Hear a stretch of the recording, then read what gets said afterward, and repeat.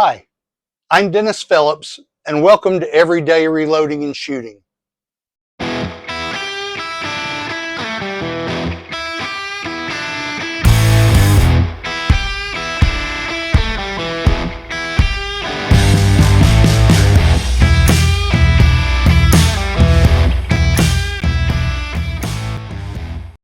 All right, welcome back. Recently, I was looking back over my reloading journal and looking at some of the best loads that I had for the CFE223 powder and 73 to 75 grain bullets. And I found charge weights between 22.5 and 24.5 grains of powder with several in between. So what I'm going to do over the next few weeks is I'm going to do a comparison with 5 different bullets.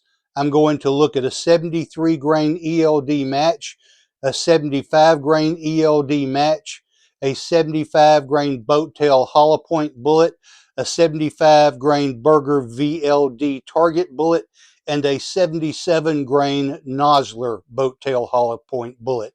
So I'm going to be loading charge weights from 22.5 to 23 to 23.5 to 24 to 24.5 grains. And I'm going to test those loads with these 5 bullets and see how they compare against each other.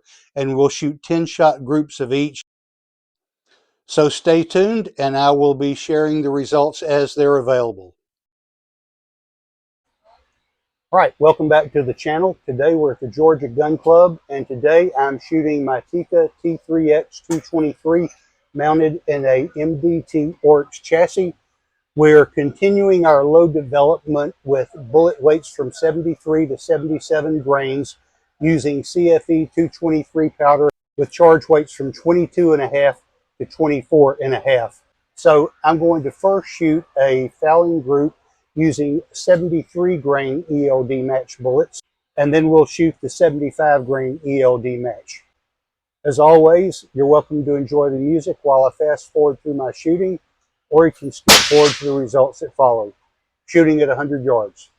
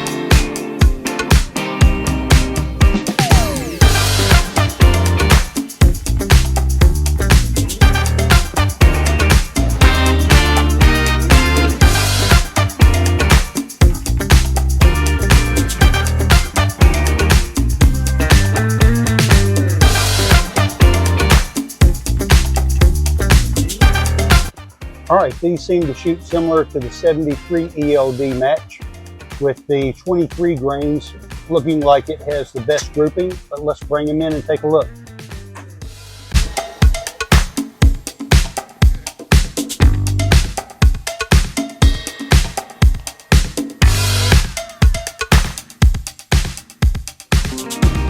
All right, you can see here at the higher charge weights, I thought I had a good trigger pull on this one, and I was surprised that it shot high. Don't know what was going on with that. But these seem to be kind of so-so at 22.5. I believe 23 is going to be my best grouping, although 23.5 is pretty tight as well. 24 is starting to scatter. 24.5 is really scattered. but we will take these home. And on the first group here, on my fouling group, that's where I had the split case and had a little trouble getting that out of my rifle. But anyway, got that out and continued to shoot. So we will take these home and measure these with the Hornady ballistics app using the group analysis function, and we will see how they compare. Stay tuned. All right, welcome back to the channel. We've got our range results back. So again, today we're shooting a Hornady 75 grain ELD match bullet, and we're comparing charge weights with the CFE223 powder from 22.5 grains to 24.5 grains. As you know, we've already shot the 73 grain ELD match and the 75 grain Berger VLD target bullet. So this is third in the series. So here we go.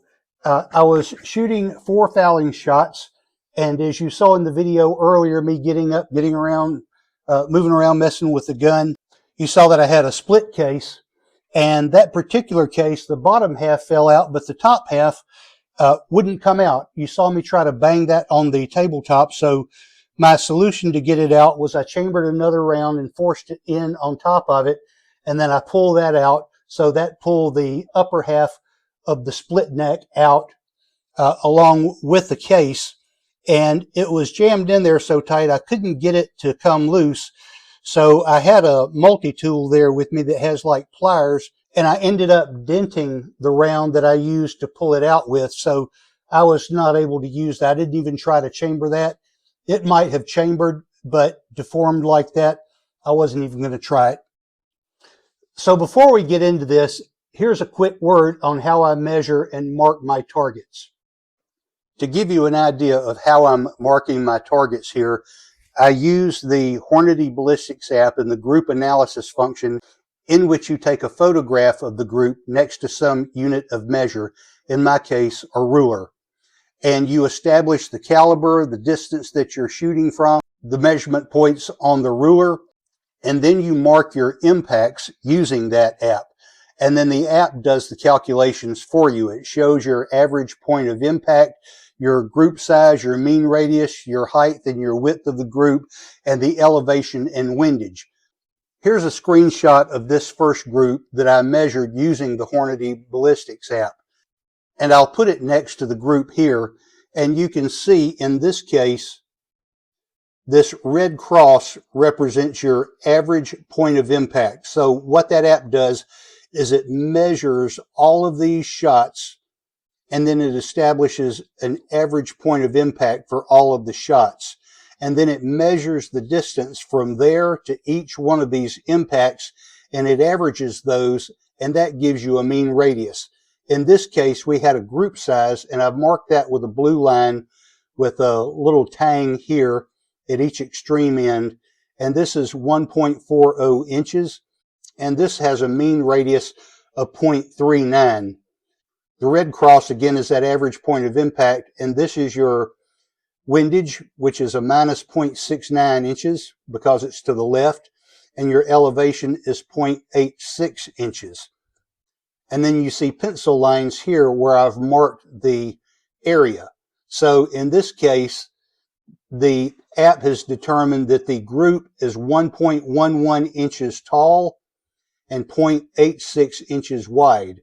And so you multiply those two numbers and that gives you an area. So in this case, this is 0.95 inches. And so that's what I'm using for each one of these groups. All right, so on our fouling group, we only have 4 warm-up shots instead of 5, and I'm using the 73 grain ELD match bullet for my warm-ups. And it's shooting, as I've marked on all of these with the red cross, the windage and elevation. And I didn't bother to measure this group, but I did mark the windage and elevation. It's shooting 79 hundredths to the left and 0.71 high. And basically, they continued to shoot a little bit high and a little bit to the left as well. Although, as you'll see as we go along here, it begins to tighten up. The gun begins to shoot a little bit higher in some cases, and with the torquing of that barrel with the increased charge weight, it begins to shoot a little bit more to the right. So on our first group here, We're shooting 22.5 grains of CFE. We're traveling at 2,538 feet per second. We're shooting 0.62 to the left and 0.90 high. We have an extreme spread of 1.75 inches and a mean radius of 0.54, which gives you an average group size of 102. And then, of course, when you measure the height and width of the group, we've got an area of 1.99 inches. So right at 2 square inches, not shooting impressively well. All right, moving on to 23 grains. We're moving at 2,566 feet per second. We are shooting 0.69 high above our point of aim and 0.50 to the left. This is our average point of impact. We have an extreme spread of 1.38 inches and a mean radius of 0.39, which doubled gives you an average group size of 0.78 inches. Our group is 1.09 wide and 0.97 tall, giving us an area of 1.06. Now, we had a flyer out here. We have a pretty nice cluster right here with 9 out of 10 grouping pretty well. So if we take this flyer out of the mix, we now have an extreme spread of 0.98, a mean radius of 0.34, which gives you an average group size of 0.64, and an area of just over a half an inch at 0.57 inches. So I'm going to have to say this is the best load of the day. At 23.5 grains, that shot pretty well also. And that one also had a flyer. Without the flyer, though, we're shooting 0.53 inches to the left and 0.67 inches high above the point of aim. We have a group size of 1.42 inches and a mean radius of 0.43, which gives you an average group size of 0.86. The area is 1.32 inches tall and 0.96 inches wide, which gives you an area of 1.27 square inches. Minus the flyer, if you take that flyer out of the equation, then we have an extreme spread of 1.03, so just over an inch, a mean radius of 0.38, which gives you an average group size of 0.76, and an area of 0.91. So that group was also shooting well, but not quite as well as the 23 grains of powder.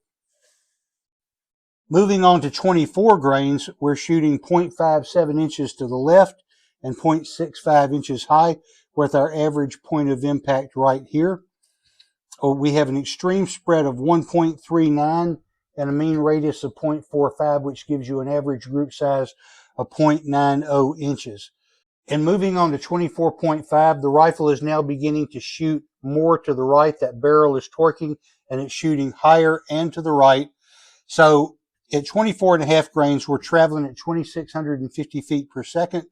We have an extreme spread of 2.26 inches and a mean radius of 0.67, which gives you an average group size of 1.34 and an area which is 201 times 179 high, which gives you an area of almost 4 inches, 0.36 inches.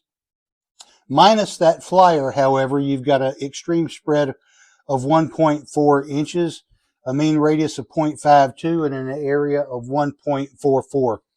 So I'm going to have to come back and say that our winner in this contest is 23 grains with a extreme spread of 1.38 and a mean radius of 0.39 inches.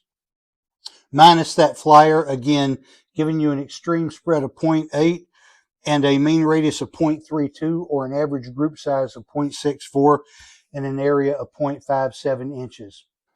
All right, so those are my results for today. If you have any ideas, thoughts, or suggestions or questions, leave those in the comments below. I try to interact with everybody that comments. I hope you will also like, share, and subscribe. And as always, thanks for watching.